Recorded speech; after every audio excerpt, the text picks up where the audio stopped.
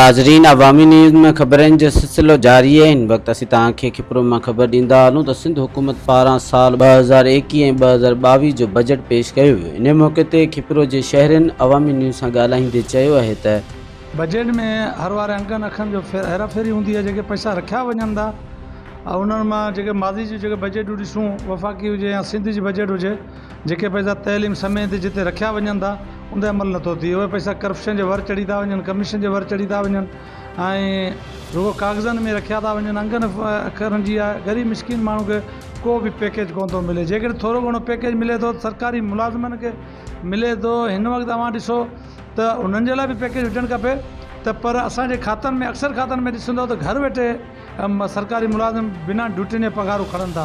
घटि में घटि ड्यूटी कंदड़ जेके मुलाज़िम आहिनि उन्हनि जा पघारूं वधाइनि। जेके मुलाज़िम पघारूं घर वेठे खणनि पिया ऐं ॿिया हिकिड़ा मुलाज़िम जंहिंजे 10 चार्जूं आहिनि, हिकिड़ा मुलाज़िम घर वेठे पघारूं खणनि था, हुननि खे बि गवर्नमेंट जेको इन में आणे थी छॾे। आम माण्हू जे लाइ को पैकेज कोन्हे, बेरोज़गार माण्हू लाइ को पैकेज कोन्हे ऐं लॉकडाउन जे करे हिते धंधा कोन हुआ। बोर्ड जा जेके मुतासिर आहिनि उन्हनि लाइ को पैकेज कोन्हे। अॻु में बोर्ड मुतासिर लाइ सिंध हुकूमत ऐलान कयो मुआवज़े जे लाइ त असां बाण बिज ॾींदासीं, उन्हनि खे जेको सहारो ॾींदासीं, घर ठाहिनि, घर ॾींदासीं, लेकिन कंहिं बि अमल ते अमल नथो थिए। ख़ाली ऐलान करणा आहिनि त इन बजट जो को फ़ाइदो कोन्हे, न माज़ी में थियो न को हाणे थिए थो। तइलीम ते आहे त तइलीम जा ॾिसो स्कूल बंदि पिया आहिनि, स्कूलनि जी हालति ख़राबु आहे ऐं जेके अॻु में बि ऐलान कयो त सभिनी स्कूलनि खे असीं वाशरूम ॾींदासीं ऐं पाणी जूं टांकियूं ॾींदासीं, त तव्हां हींअर ॾिसो 80% स्कूल में इहा सहूलियत कोन्हे ऐं 50 खां 60% गर्ल्स स्कूल जेके आहिनि उहे बंदि पियल आहिनि। रुगो ॻाल्हियूं आहिनि ऐं वफ़ाक़ी हुकूमत ते तनक़ीद करणी आहे, सिंध हुकूमत करे थी ऐं वफ़ाक़ी हुकूमत खे पी ते तनक़ीद करणी आहे, कनि था।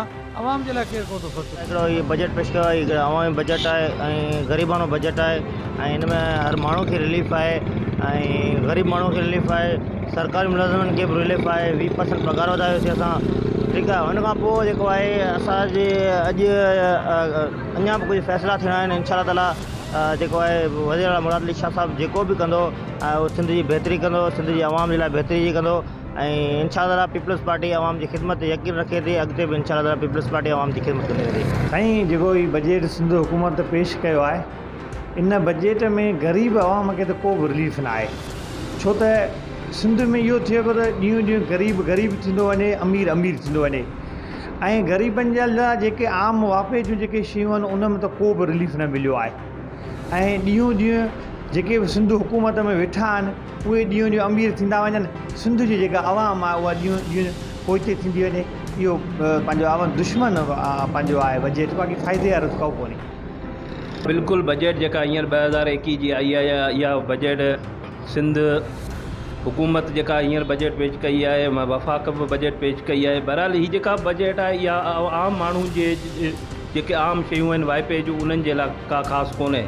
हीअ अवाम दुश्मन बजट आहे। असीं अवाम इन बजट खे रिजेक्ट कयूं था ऐं ऐवाननि में जेके वेठल नुमाइंदा आहिनि उन्हनि खे बि इहो चवणु चाहियूं था त कुझु न कुझु अवाम जे लाइ रिलीफ जे लाइ सोचियो वञे। तव्हां ॾिसो को अवाम खे त को रिलीफ कोन पियो मिले। ॾींहों ॾींहुं गुरबत वधंदी पई वञे, शयूं महांगियूं पियूं थींदियूं वञनि, कंहिं बि शइ में रिलीफ, खाधे पीते जी शयुनि में रिलीफ ॾियनि या उन में त अञा ग़रीब कुझु वीचारे खे रिलीफ मिले। हीअ त जेको थिए पियो उन बजट असांखे सम्झ खां ॿाहिरि आहे त थिए छा पियो। बाक़ी हिते त पाण ॾे त इहो ई आहे त ग़रीब ॾींहों ॾींहुं ग़रीब पियो थींदो वञे, अमीर ॾींहों ॾींहुं अमीर पियो थींदो वञे। ब्लैक मेलिंग लॻी पई आहे। खंड जो अघु ॾिसो तव्हां, रुगो उन ते हुनरी ॻाल्हि विहारीनि था टीमूं त भई हाणे रेट किराईंदासीं, लेकिन रेट त कोन था किरनि न। कुझु न कुझु भला ॿियो न बजट में ग़रीबनि खे त रिलीफ ॾियो, खाधे पीते जी शयुनि में कुझु सब्सिडी ॾेई कुझु किरायो त घटि में घटि कुझु ग़रीबनि खे रिलीफ अचे। बजट सम्झूं था छो त जंहिं शइ जी अॼु सिंध जे अंदरि माण्हुनि खे ज़रूरत आहे, माण्हू तव्हां ॾिसंदो रोज़मर्रा जी ख़ुदकुशियूं वधी वियूं आहिनि ऐं खाधे जी शयूं जेके महांगी थी वियूं आहिनि उहे चोट चढ़ियल आहिनि।